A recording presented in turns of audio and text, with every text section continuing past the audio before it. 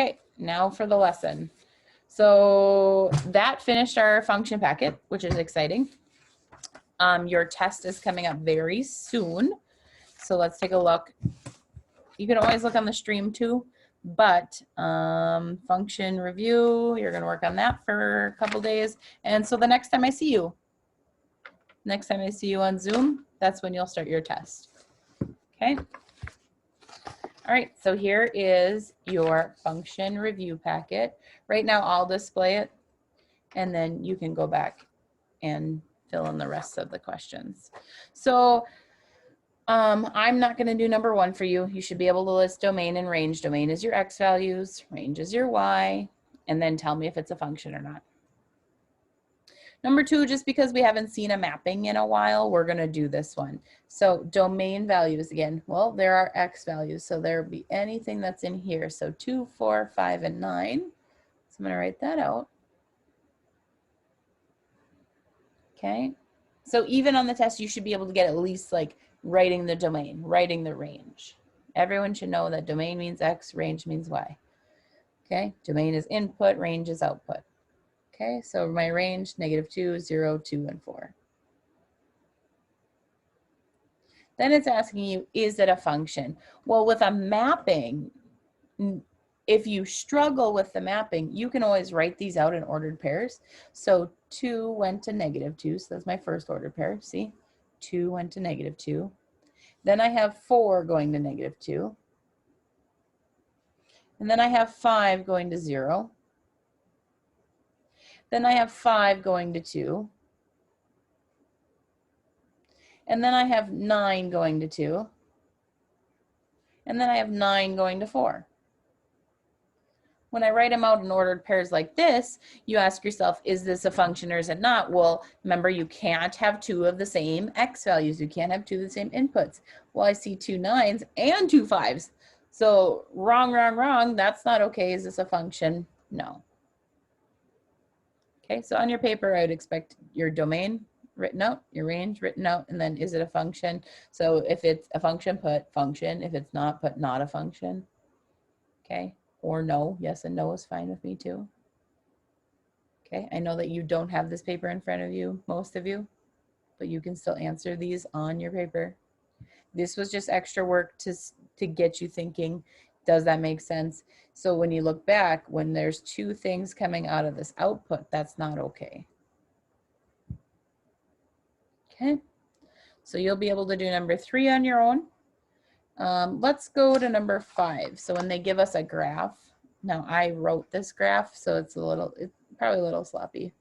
But remember, domain is your X values. So you can only take from this X axis. If you need to highlight it like we did last time, you're more than welcome to. But remember, domain is left to right. So start from left to right. Where do I hit my graph? Oh, I hit it right there. What X value, what number on the X axis? So -2 is where it starts. Okay, keep going with your handy dandy line. Where does it stop? Right there, bloop.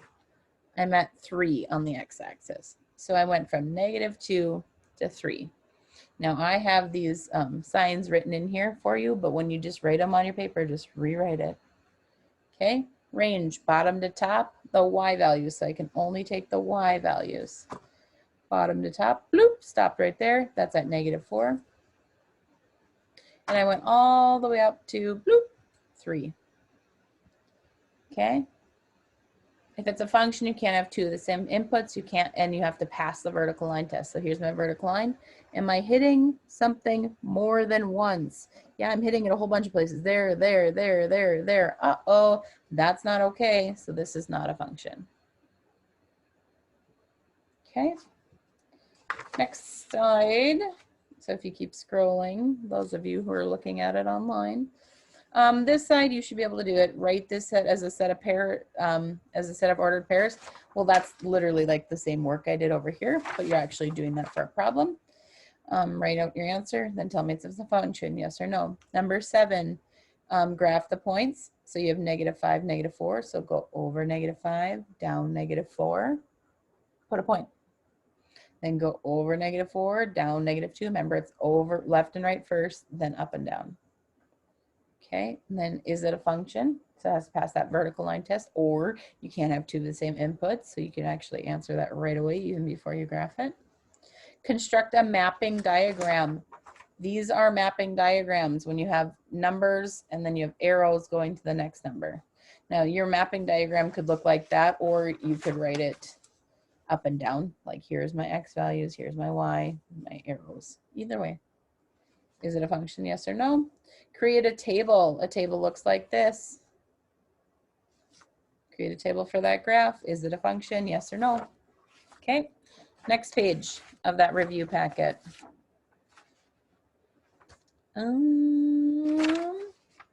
You go ahead and read those ones, you'll be fine. Let's do number 11. Number 11. So just a review. Remember, this is function notation, so it's just a fancy way. We want to find g of -1. That's putting in -1 wherever I see an x. So I have g of -1 equals 2 parenthesis -1 squared minus 4 parenthesis -1. So remember, I have to remember my order of operations. So I have multiplying, I have exponents, I have subtracting, and I have multiplying again. So order of operations says that I need to do exponents first, so that -1 squared. So that's a -1 times a -1, which is actually a +1. So I have 2 times a +1 minus 4 times a -1. Okay, so now I'm going to multiply before I subtract. So 2 times 1 is going to give me 2. This would be nice to do it on a separate piece of paper, which you have. Minus 4 times -1. Okay, still have to multiply before I subtract. Well, 4 times -1 is a -4. So I have 2 minus a -4. Those two negatives next to each other make a plus. So 2 plus 4 is 6. So all that work for number 11 ended up way over here, and that's 6. So you have to do 12 and 13. Yes, I crossed some of these out because I didn't want you to have to do too many. Okay, 17, read directions, follow. 19, let's do that one real quick. It says, what function represents this data? So if I want to write a function rule, how do I get to f of n? So f of n equals, if I'm putting in 1, getting out 6. If I'm putting in 2, getting out 8. Well, what would I do? So I usually have a variable in it, which is n. Now I can multiply that variable by something, and I also can subtract something or add something to that. So try to figure out the pattern here. Well, if I multiply, what I see here is this is going up by 2. So I always tell everybody, you're going to use probably the number 2 at some point, whether you're multiplying something or if you're adding it, okay? So if I multiply my first number by 2, 2 times 1 is 2. What would I need to do to get to 6? Well, I have to add 4. So I'm going to try that rule with the next one. 2 times 2 is 4, add 4, that gets me to 8. Now it's looking pretty promising. I'm going to write it down. But I'm going to keep checking. 3 times 2 is 6 plus 4, 10. Oh, 4 times 2 is 8 plus 4, 12. Okay, one more to check. 5 times 2, 10 plus 4 is 14. So that is writing the rule, the function rule for that. Okay, yes, you have a backside still. Just the 3 word problems that go with this graph. 28 says, when would it hit the ground?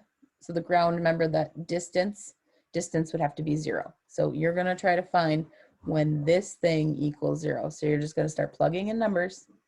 Find when, if you put in t, if you put in a 1, does that equal 0? Does it, you put in a 2, try that. Put in a 3, what's going to work when they're time? Time is in seconds.